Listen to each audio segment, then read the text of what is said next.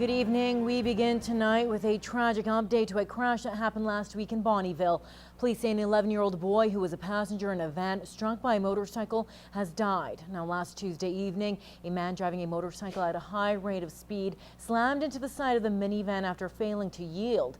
The biker, a 23-year-old Cold Lake man, was not wearing a helmet and was pronounced dead at the scene. Now, a benefit for the family of the boy will be held this Wednesday in Bonnyville at Ducharme Motors. Well, a 14-year-old girl was taken to the Stollery Children's Hospital in Edmonton last night after being struck by a vehicle in Lloydminster. It happened just after 8:30 at the intersection of 52nd Avenue and 44th Street. The girl was dragged for 25 feet before the truck was able to stop.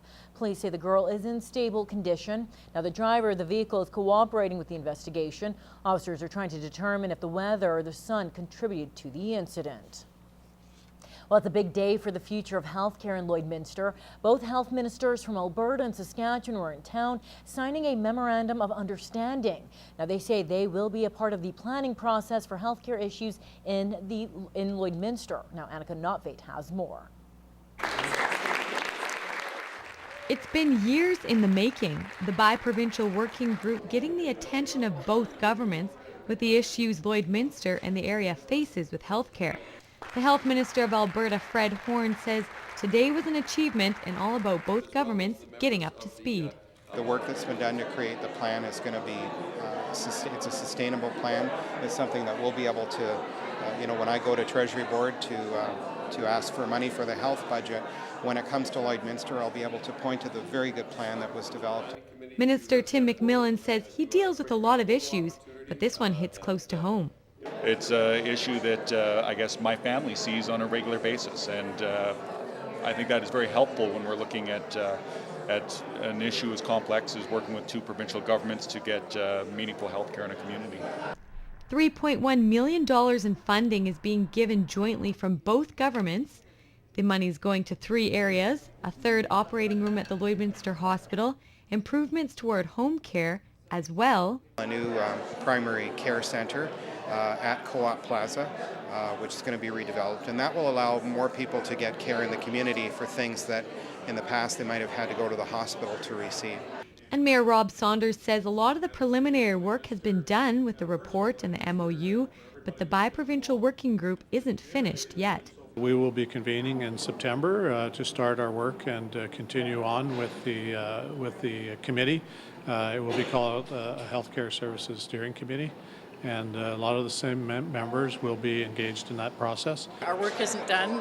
We still apparently have 44 beds or 44 spaces short.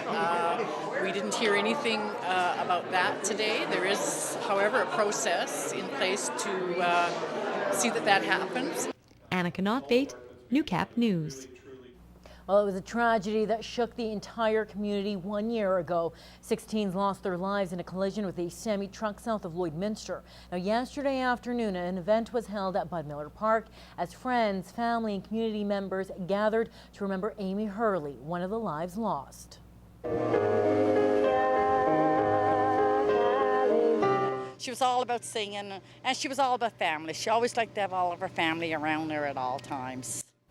Now, Betty Badcock had many fond memories of her niece Aimie and says it was a special day of remembrance.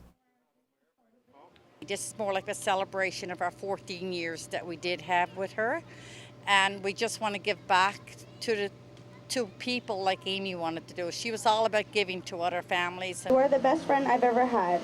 If I had one wish, it would surely be to give you as much of you as you've given me.